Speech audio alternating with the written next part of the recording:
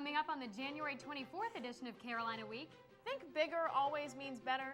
Find out why these local residents don't think so. And on the gridiron, the Heels upset nationally ranked Miami, but would the Canes return the favor on the hardwood? And find out why this Monday is more melancholy than most. Plus your 4-day forecast. All that and more. Carolina Week starts now.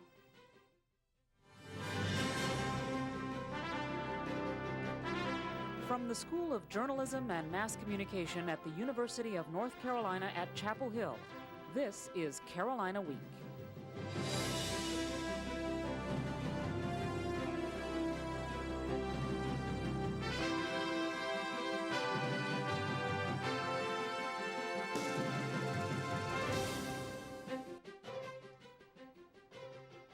Good evening and welcome to the January 24th edition of Carolina Week. I'm Nora Warren. And I'm Lydia Garlikov. There isn't any snow on the ground right now, but we haven't seen the end of the cold weather yet. If you're worried about staying healthy in this blustery winter weather, there's good news. Now anyone in Chapel Hill can get a flu shot. This flu season has many people vying for the scarce shot. The Orange County Health Department received about 8,000 doses so far. The department has given out almost 5,000 to local providers and nursing homes and another 3,000 to the public. Officials handed out more than 200 flu mists, the nasal flu preventative. This Saturday, January 29th, Orange County Health Department officials will distribute approximately 200 doses they've received. The clinic operates on a first-come, first-served basis and is free of charge. For more information, visit our website, carolinaweek.org. Well, President Bush is settling into his second term in office. I, George Walker Bush, do solemnly swear. do solemnly swear. Chief Justice William Rehnquist administered the oath in the ceremony on the west entrance of the U.S. Capitol. Thousands of police supplied extraordinary security for the first inauguration since the September 11th attacks. In his address, President Bush said the United States wouldn't shy away from confrontations across the world in an effort to end tyranny. So it is the policy of the United States to seek and support the growth of democratic movements and institutions in every nation and culture with the ultimate goal of ending tyranny in our world. Tens of thousands of people braved the snow, cold, and security checkpoints to witness the ceremony. Following the oath, the President and First Lady watched the inaugural parade and waved to the many groups of marchers passing by. Shifting now to local politics, the Carrboro Board of Aldermen will vote Tuesday on a proposed annexation of more than 300 acres northeast of the existing town limits. Carolina Week's R.J. Weber visited some of the residents who will be affected by this vote. He joins us now in the newsroom with the story. R.J.? Lydia, these folks have plenty to say. They're all residents in the Highlands subdivision near Homestead Road. More than 90 families live in the neighborhood, and most say they don't want a Carrboro address. A Sunday stroll through the neighborhood might soon be a little different for residents in the Highlands neighborhood. That's if the Carrboro Board of Aldermen passes a proposed annexation plan that will make property west of Rogers Road and north of Homestead Road a part of Carrboro city limits. Although Carrboro officials say the annexation is crucial for town growth and expansion, folks in the affected neighborhoods are outraged and say they have no voice on the issue. To me, having a voice as a citizen is fundamental to government in our country. And to deny people that right is a tyranny, a form of tyranny. Currently, these residents pay only Orange County property taxes, but if the annexation passes, they'd be forced to fork over thousands of dollars to cover the new town taxes. This would put a financial strain on a number of households, but more important to Highlands residents like Katrina Ryan, they say Chapel Hill is simply more their home. We use the roads of Chapel Hill. We do our shopping in Chapel Hill. You know, we're on their public byways, etc. So we don't mind contributing to a community that we use, that we're a part of. That's why residents in the neighborhood wrote letters and presented a petition last October to the Chapel Hill Town Council, hoping Chapel Hill would annex their subdivision. Chapel Hill officials agreed to review the petition, but they still haven't acted. Meanwhile, these residents say the annex roads aren't fit for higher traffic volume. Likewise, they say their neighborhoods lack sidewalks and bike paths, posing a serious threat to public safety. And the single most important service that community renders is public safety services. And nothing is more important than fire and medical response, which is a very critical piece of the puzzle. Carolina Week tried to contact Carrboro Town officials but failed to reach anyone in time for this story. The Board of Aldermen meets Tuesday night at 7:30 to decide whether this annexation will occur. So RJ, what does Mayor Mike Nelson have to say about all of this? Well, Lydia, he realizes that annexations in any town always cause an uproar, but he says Carrboro has simply grown out to the annexation area and that it just makes sense for the affected neighborhoods to become a part of Carrboro. RJ Weber reporting from the newsroom. Thanks, RJ. Now on to campus politics. The 2005 student government race is officially on. Candidates have turned in their petitions and board members have finalized their ballot. The Board of Elections Chairwoman Heather Sidden says she's pleased with the slate of candidates, especially the smaller than average number of people vying for SBP. And it's a lot more manageable for us that we don't have 8 SBP candidates. So I think 4 is a nice number that we can all work with. The candidates who's collected signatures and will be on the ballot are, for student body president, Siki Ballard, Leah Blackwell, Seth Dearman, and Tom Jensen. 2 sets of candidates running for senior class president and vice president are Madison Perry and Whit Walker, and Bobby Mitznett and Jenny Petticord. For Carolina Athletics Association, the candidates are Hayes Raglan Holderness Jr. and Justin Johnson. For Graduate and Professional Student Federation, Mike Brady is running unopposed, as is Chastity LaShawn Wilson for Residence Hall Association president. Now, campaigning will begin Tuesday, and the election will take place on February 8th. Also on the ballot are candidates for Student Congress. Perhaps one problem student body president candidates can address is book buyback. For many students, selling back books can be the way to finally put an end to a difficult semester. Unfortunately, some students didn't receive any cash for their books last semester. Student Source officials say selling back books can sometimes be risky business. It's really almost a game of chance. It depends on the local demand for the book in terms of who's using it, what course is using it, and the national demand of the book. Low demand and the release of new editions can leave students out of luck when trying to get back some of the big money they paid out in the first place. If you find that your book has no resale value, Student Stores will give you 25 cents for your trouble. Well, Lydia, you know the saying, you snooze, you lose. That's right, but sometimes even the early bird can't catch the worm. Find out why some seniors still have problems getting those crucial classes they need to walk this spring.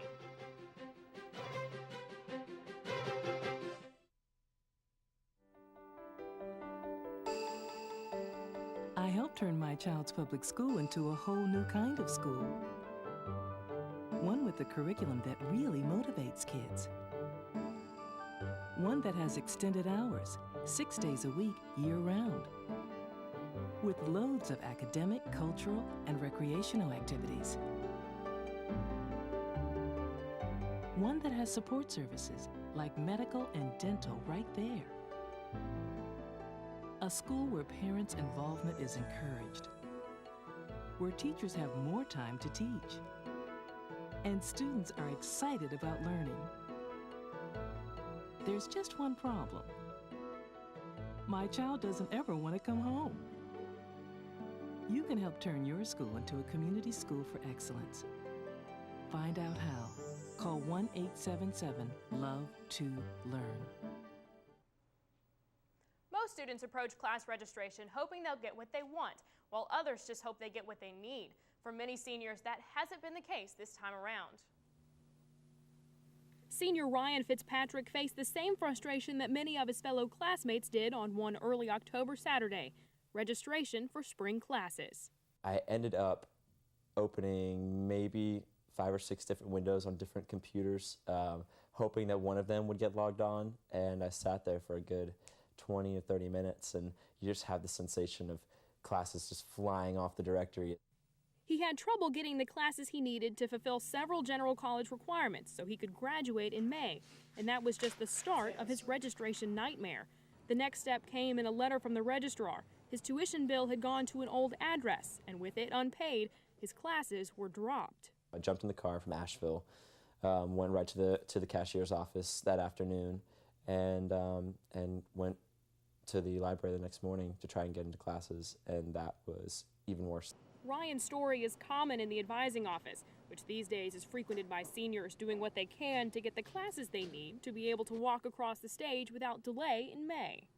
A lot of departments have put restrictions on their courses once the semester began, which means that students had to go to the class and get permission from the instructor before the class could be added. Although that makes it tougher to get classes, Taylor and Ryan agree persistence can be the key to success. If you want the class, it's always worth it to email somebody, show up to class. It doesn't cost you anything to go to one extra class. And a lot of times you'll find out that professors really respect your effort. Advisors say this has been the toughest semester to get classes, and underclassmen need to see their advisors to make sure they have everything they need. Hard work both in and out of the classroom is paying off for one UNC senior. North Carolina native Richard Waters is one of this year's recipients for the George J. Mitchell Scholarship. Waters was one of 12 students selected nationwide. The award supports 1 year of graduate study in Ireland and Northern Ireland. Waters' strong presence abroad volunteering in hospitals helped catch the eye of the scholarship selection committee. Waters says the scholarship will be a boost when he starts working toward a master's degree in applied science. This sort of opened my scientific horizons, prepare me for medical school, and for any sort of research that I'd like to do in the future, whether it be with sort of infectious diseases or working in other fields.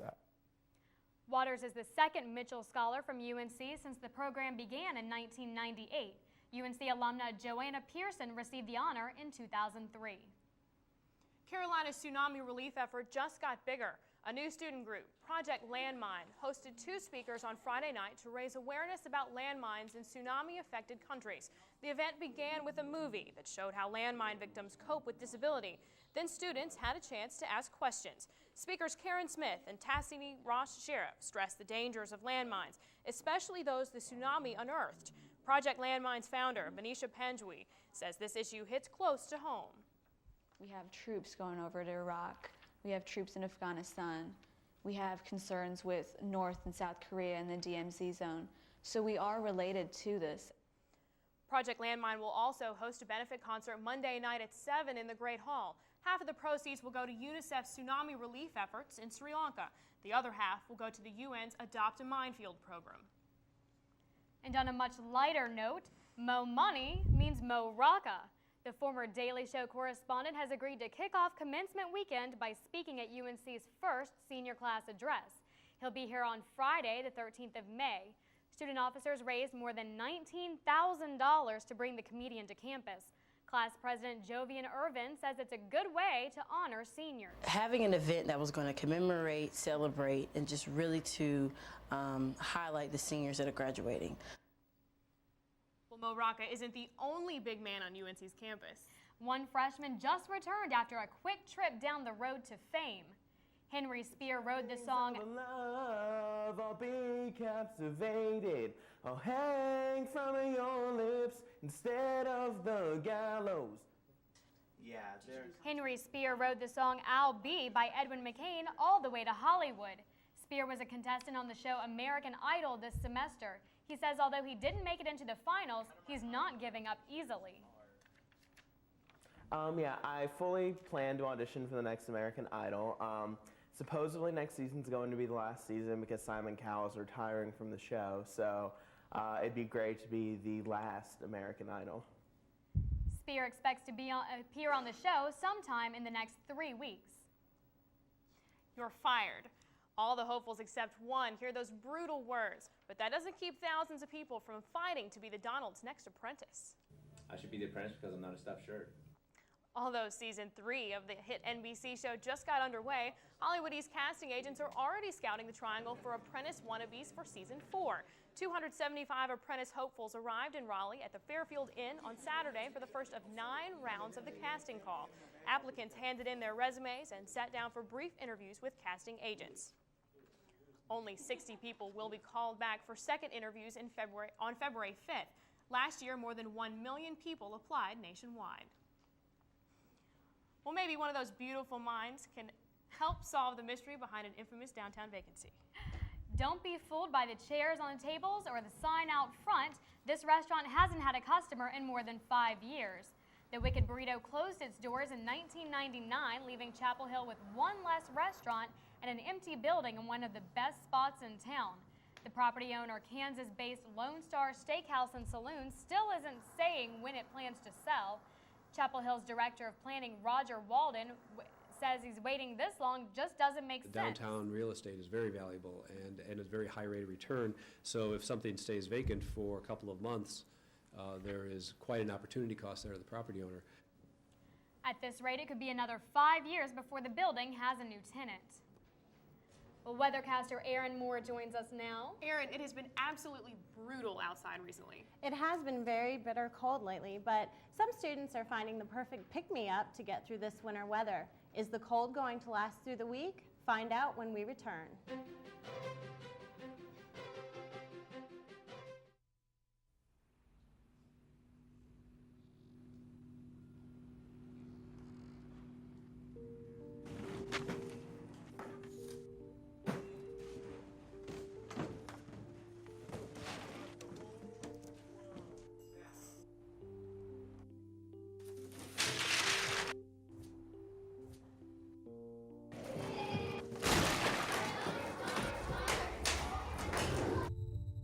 AIDS has killed nearly 6 million children worldwide.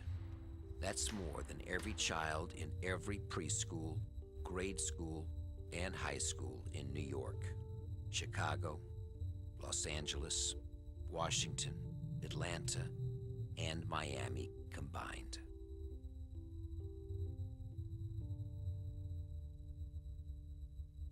The time to do something is now.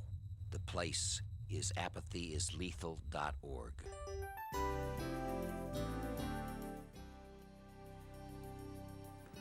Hi, and welcome back to Carolina Week. I'm weathercaster Erin Moore here with a check of your weather headlines. Believe it or not, we are finally back to normal. By that I mean our temperatures will be right where they should be for this time of year. We will be warming up through Wednesday, and then a cold front will move through and we'll cool off our temperatures for Thursday and Friday. Not to worry though, our temperatures will only be dropping into the 40s both days. After Friday, it looks like we have another wet weekend on tap for the Triangle, but it is still a little early. As of right now, we look to stay above freezing throughout the weekend.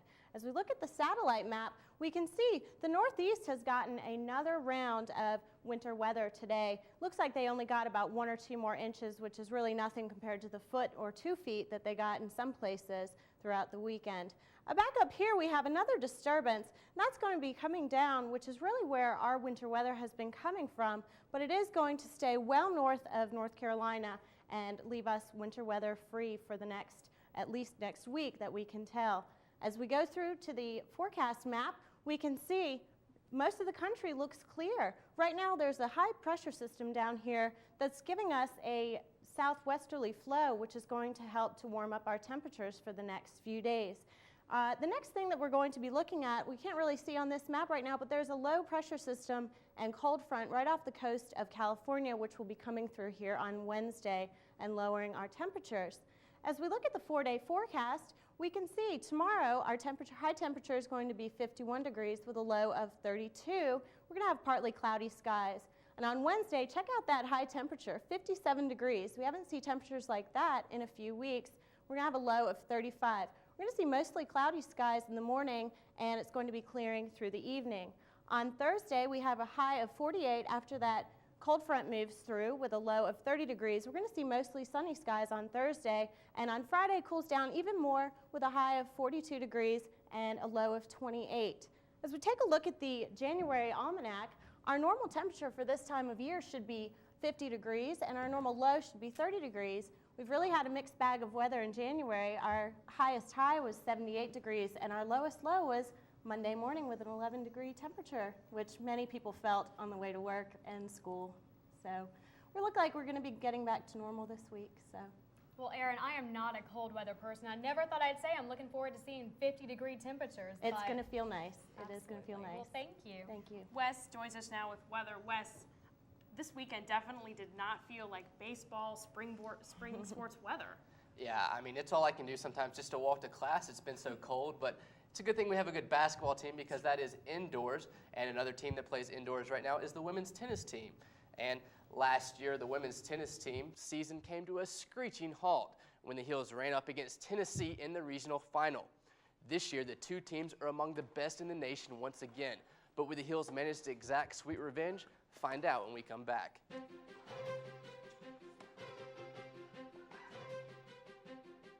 on, boy. Come on. What do you got there, Yogi? Huh? What have you found? What do you got, little fella? Drop it. Looks like someone's butt. Man, they probably lost it playing with their kids. Hey, leave it. Come on. Come on.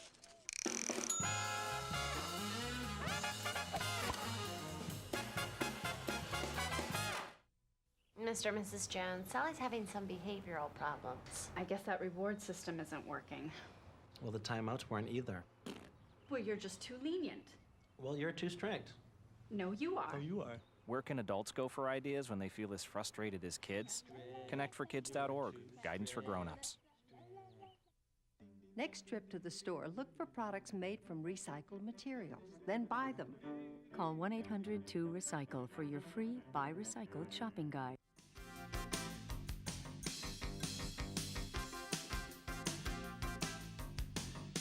Welcome back to Carolina Week Sports. I'm the pale but humble Wes Wilson. Some say there's no time like the first time, so here goes nothing. After avenging last year's loss at Clemson, the Heels look to stretch their home win streak to 11 as they took on ACC newcomer Miami. Things were going easy for the Heels at first. Jawad Williams with the slam, but then the Heels go as cold from outside the arc as it was outside the Smith Center. The team was 1 for 11 from three-point land. So what do? You send it inside to Sean May, where things are nice and toasty. Then of all people, Jackie Manuel brings his scarf and gloves from outside. And at halftime, Olympians like Lindsay Tarpley were honored. Mia Hamm's ovation almost brought down the house. But back to the play of the game, May has the block. Jawad Williams brings it up the court to the unselfish McCants with a no-look pass back to Jawad for the slam again. Who says this team doesn't have chemistry? And Sean May ended up with a double-double, but knows the team must get prettier? It just wasn't pretty, and Coach talked about it. Coach wasn't too happy after the game. We did get a win, though. You know, that's all that matters, but there's a lot of things we need to work on. We're not quite where we need to be. The Heels won by 20 and now have a chance to avenge their loss at Virginia last season when they take on the Cavaliers in Charlottesville on Saturday. How many times has the women's basketball team won against the #1 ranked team in the nation? Answer, none. Nada, as it never happened. In 19 tries, the Lady Heels have never knocked off the nation's top team. But guess who's coming to town Monday night? The cane to our Able, the black to our blue, the hated Devils of Duke. Point guard Ivory Latta and her 9th-ranked teammates will have to put their game faces on against Duke, which has won the past 12 meetings. But forget the history. This season, the Heels have beaten perennial powerhouse Villanova and upset the 3-time defending national champion UConn Huskies. And don't forget about freshman phenom Elena Larkins, who tops the conference in field goal percentage. But it might come down to a little defense, because it's bound to get rough when the greatest rivalry in college sports takes the court. UNC women's tennis team also knows a little something about rivalries, as they met an old foe from last year's NCAA regional final. The 18th-ranked Tennessee Volunteers visited the Lady Heels Saturday. In doubles action, UNC took 2 out of the 3 matches. Senior Kendall Klein held off UT's Blakely Griffin in 2 sets. Meanwhile, UNC's Anyela Moshis and UT's Sabita Maharaj were in an all-out war on the court. The ladies even called in a line coach to settle a couple arguments. Moshis clinched the victory after 3 long sets, but said her focus in the match wasn't consistent. As spectators, you probably wouldn't have been able to see me being in and out of focus, but I definitely was up and down. And she's a tough competitor because she's very feisty and she wants to win every point. The Lady Heels proved they're feisty as well and improved their record to 3-0. They meet 29th-ranked Indiana on January 30th. And on the men's side, Saturday was sweeps day. After not losing a single set to Davidson on Saturday morning, the men's tennis team took on North Carolina A&T that afternoon. The Heels didn't have any difficulty whatsoever repeating the house cleaning against the Aggies and won 7-0. Junior Brad Pomeroy had no trouble disposing of his opponent. UNC won all 6 of its singles matches and 2 of 3 doubles matches, including senior Jonathan Jonda and freshman David Stone, who trashed the competition 8-1. And speaking of trash, in the previous men's wrestling match against 12th-ranked Missouri, the Heels were thrown to the curb. The Heels look to regain a bit of their dignity against Virginia on Saturday. This position is a little too close for some of us, but it worked for UNC's Bobby Shaw. Freshman Chris Ramos continued the winning streak after going into 2 overtimes in the 149-pound weight class. Unfortunately, assistant coach Glenn Lanham's advice wasn't enough to help junior Garrett Atkinson, who was slammed here by Will Durkee. Freshman Alex Masiak also felt the wrath of the Cavs, but the Heels still led 15-12. Heavyweight Spencer Nagowski ended the night with a victory as the Heels win 25-12. Nagowski says this could be a great year for the Tar Heels. We're young, but we got some talent on the team that could go far at the end of the year. I guess it just depends on the last term of the NCAAs, because everything before that is basically meaningless. Only 2 Heels could keep the hot streak going Saturday, however. Shaw and Evan Solo won their matches, but that was it for the Tar Heels. They fell to 7th-ranked Nebraska 34-7. In basketball, losing by 6 points is nothing to hang your head about. In gymnastics, however, it's like running into oncoming traffic. Friday afternoon, Carolina was on the road at William & Mary, and the poor try proved to be nothing more than roadkill for Carolina's gymnastics juggernaut. The Heels beat the Tribe soundly by a score of 195-189. Olivia Trussey earned top individual honors for the Heels. Well, guys, the Duke Blue Devils come to town this weekend, or I should say tonight, against the women's basketball team. You guys think you're going to head out there at 7:30? Of course, man. It seems like all of Carolina sports are doing real well right now. So. Yeah, hopefully that will continue. That's right. I'm really excited to watch everything. We'll see what happens. Thanks, Wes. Think it's just another manic Monday? Think again. Find out why some people might be singing the blues a little louder on Monday.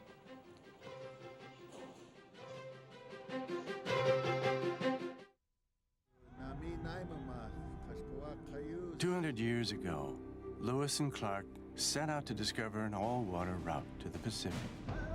But what they really discovered were 58 hospitable nations who could have ended their journey at any time, but saved it instead. As we commemorate their bicentennial, we invite you to walk with them at lewisandclark200.org and see what you discover, because their trail winds through us all. If you have a story idea, contact Carolina Week at 843-8292. You can also visit us online at carolinaweek.org. If you have questions about this program, write Carolina Week at Campus Box 3365, UNCCH, Chapel Hill, North Carolina, 27599. Well, if you were feeling a little down Monday, you might not have been alone. Carolina Week's Ross Widener says a British professor might know why. Monday morning had all the qualities of an ordinary North Carolina January morning. Students rushing to class and temperatures so low you can see your breath. With lack of sleep catching up with some students and parking tickets on cars left overnight, this week might be off to a bad start. According to Cardiff University professor Cliff Arnolds, if you were feeling blue, it wasn't just a case of the Mondays. His new formula says January 24th is the most depressing day of the year. Arnold's complex formula factors in January weather, debt, distance to the next paycheck, the number of days since Christmas, possible failed New Year's resolutions, lack of motivation, and the need to do something to get out of the winter funk. UNC clinical psychology doctoral candidate Dave Roberts says he's not sure a formula can predict the saddest day. It seems to me to be more of a statistical artifact. If you come up with a computer program and you tell it to pick a day, it'll pick a day, but that doesn't mean that today is a special day in any way. Here on campus, things seem to be looking up. The sun is shining, people are in the pit, and even here painting the cubes. So even though the formula says that it may be the saddest day, how do UNC students really feel? I think sometime last week I had the saddest day of my year. It's a beautiful day outside and I'm pretty happy. Even though I've got class until 3, I'm doing okay. The Steelers lost yesterday. I'm heartbroken. I'm from Pittsburgh, so it was tough yesterday watching the game. You shouldn't be sad already. Everybody got their refund check. It's time to party, just get off for the weekend. It's a good day today. Some students won't let January 24th faze them, no matter what science says. In Chapel Hill, I'm Ross Widener, Carolina Week. Well, Lydia, as long as that weather warms up a little next week, then I won't be feeling depressed at all. That is very true. I don't know if that was factored into that theory or not. Well, that does it for this edition of Carolina Week. Thanks so much for watching. Have a good night.